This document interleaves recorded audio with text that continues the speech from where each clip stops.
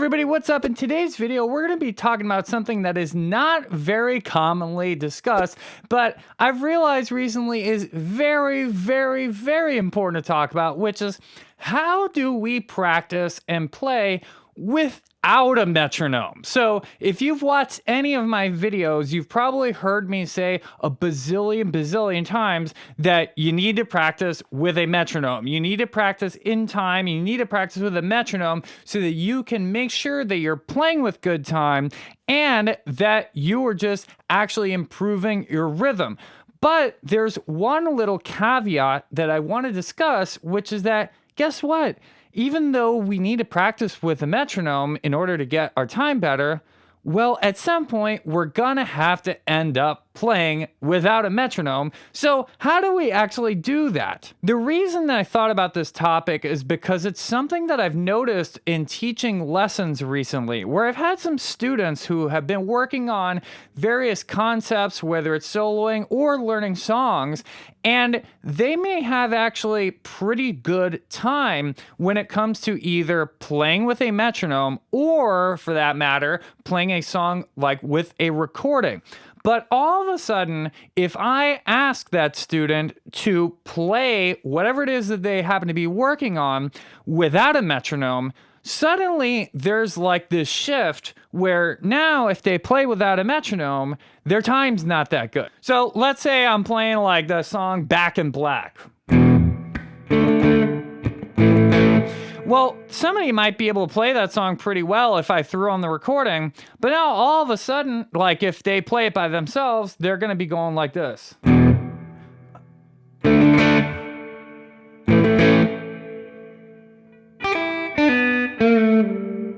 Instead of actually playing in a time, which they would be doing normally if the recording was playing, or maybe even if they were playing with a metronome, and it would sound like this. 3, 4.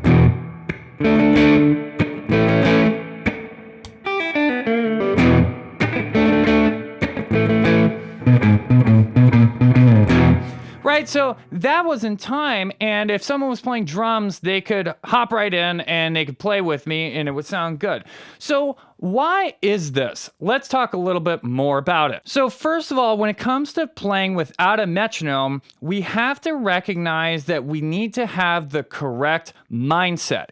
And I believe that this is almost all of the issue because, again, the phenomenon that I'm describing is actually people who possess the ability to play in time perfectly fine given the correct circumstance of playing with a metronome or playing with a recording, but their mindset shifts when I ask them to play something by themselves. And it's something to the effect of, hey, I'm not playing with a metronome, therefore I don't have to be as accountable to the time as I would be if I was playing with a metronome. I.e., if I'm playing with a metronome and I go out of time, well, I immediately notice that I went out of time. Or if I'm playing with a recording and I mess up the rhythm, well, I also immediately notice that I went out of time. But when we're playing by ourselves, a lot of times what we do is we change our mindset completely and we say, oh, well, I'm playing without a metronome, so if I need to stop because I didn't feel like I was going to hit that chord the correct way, or I feel like I was going to hit a wrong note, or I just feel like some kind of problem is going to happen, I'll just stop and take as long as I feel like to hit that chord or whatever it happens to be. No, you can't do that. Actually, it needs to be the exact opposite thing. So when you're playing by yourself, it's even more important to stay in time. Let's talk about some different ways to practice playing in time without a metronome, okay? So the main thing that we have to change in our mindset is we have to understand that our time has to come from our head and hearing and feeling the time rather than actually thinking the time is going to come from our hands. If you're going to make a mistake, most of the time, the mistake is going to be with a failure of the hands to execute whatever it is that you want to play. your left hand doesn't get there to play the chord that you want to play. Your right hand doesn't hit the right string that you wanted to play. Any of these things can cause what we think is a mistake, and it may be a mistake. However, just because our hands make a mistake doesn't mean that we have to stop the time in our head and our body from feeling it. And we have to recognize that those two things are separate. Our time's up here, and what actually happens on the guitar happens from our hands. So we have to realize that we need to put the time all the way on the top of the priority list, which means that no matter what happens with my hands, I am not going to stop the time, period, end of story. And this has many benefits. Number one, it's going to sound better if we have our time totally dialed in and it's going the whole entire time. But even more so than that, like if I'm playing a song, for example, I can actually get back in the place where I would have been had no mistake with my hands occurred. Let's go over an example of that. So let's say I wanted to take the chord progression from Slow Dancing in a Burning Room by John Mayer.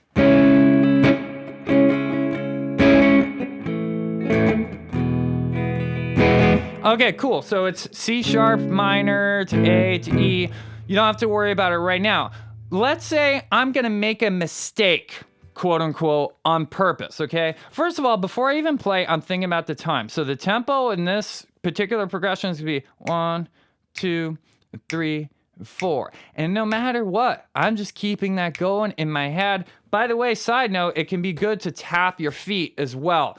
It's not totally necessary, but learning how to get comfortable tapping your feet can be an excellent tool to keep your time going while you're playing by yourself. So now I'm going to make a mistake, quote unquote, on purpose, and I'm actually going to miss the chords with my left hand, like as if I'm not comfortable enough playing the chords.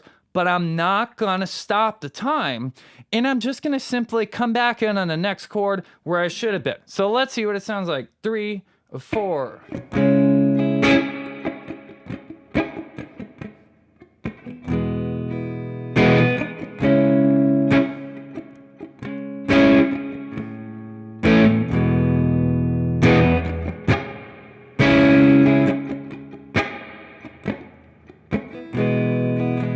So see there, I kind of messed it up, quote unquote. Of course, I was doing it on purpose. However, if somebody was like playing over me, yeah, they might be like, what's going on? Like, why am I hearing the chord the whole entire time? But at least I never got lost, okay? I kept my place in that chord progression the whole entire time, and I never got lost. So this really, really important, especially if you're playing rhythm guitar, but this is also just as applicable for, of course, soloing and playing lead guitar. Besides just that mindset shift and making sure that the rhythm in our head is the number one priority at all times, here's one more exercise that I want you to try, which I almost never see anybody else doing, which is I want you to deliberately play as little as possible and practice keeping the time without actually hearing yourself play. Why is this? Well, a lot of times we actually, weirdly enough, depend on listening to our own playing in order to keep the time. So as long as I hear myself strumming really well, I go, great, everything's in time. But this is what leads to those mistakes of dropping beats or skipping beats whenever we make a mistake, because then all of a sudden, if I hear a mistake, I freak out and I overreact to the mistake instead of just letting the time go. So I'm going to do the same chord progression again, but what I'm going to do is, without a metronome, again, I'm going to count the time in my head, and I'm only going to strum right on the beginning where each chord is supposed to change. So let's hear what that sounds like. So I'm going to count out loud first, and then I'm going to stop counting out loud, and I want you to listen and see if you can keep counting with me as I play the chords and see if it's in good time. 1, 2, 3, 4. 1, 2, 3, 4. 1, 2, and 3, 4. 1, 2, 3, 4. 1, 2, and 3, 4.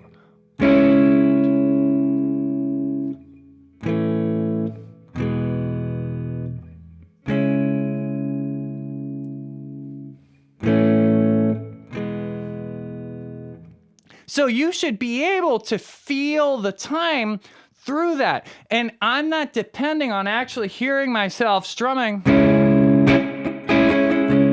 the whole entire time in order to feel the groove. I can actually feel the groove completely independently of what I'm actually playing on the guitar. That is the main takeaway that I want you guys to get from this video and playing without a metronome. There's one more thing that I want to show you, which is doing a similar thing, but with single note soloing. So in this case, I'm just gonna play in the key of C sharp minor pentatonic. Doesn't matter, you could do whatever notes you want. You could play any key, you could even play no key, you could play atonal.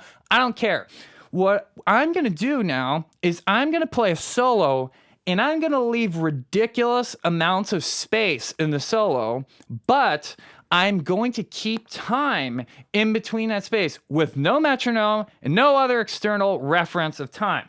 So I'm just gonna not even play over a chord progression. Let's throw all that out the window. This is a rhythmic focused lesson, okay? 1, 2, 3, 4.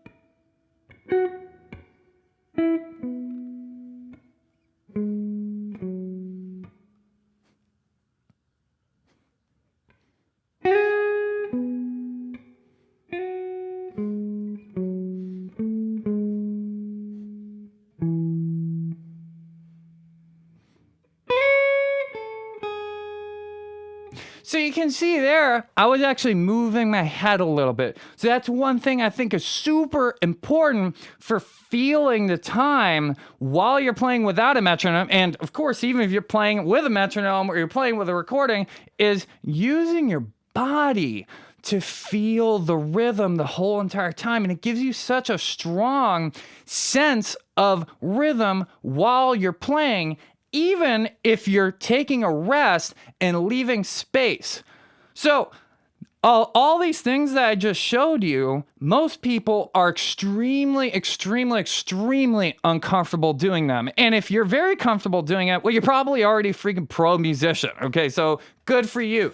But if you're someone who is always sort of dropping the time when you're playing by yourself, or just isn't even thinking about the time when you're playing by yourself, start implementing this mindset shift and try some of these little exercises that I showed you. You can apply them to anything you're working on, any chord progression in a song you're working on. You should be able to strum very little and feel the time all the time without a metronome, okay? It's very important to practice with the metronome, but at the end of the day, the whole point of the metronome is to actually make our internal clock as strong as it possibly can so we can play without a metronome. All right, everybody, I hope you enjoyed that video. If you want to learn how to master the guitar fretboard, then make sure you pick up the Jamsville GPS Fretboard Fundamentals course. You can see right behind me. It is available on jamsville.com.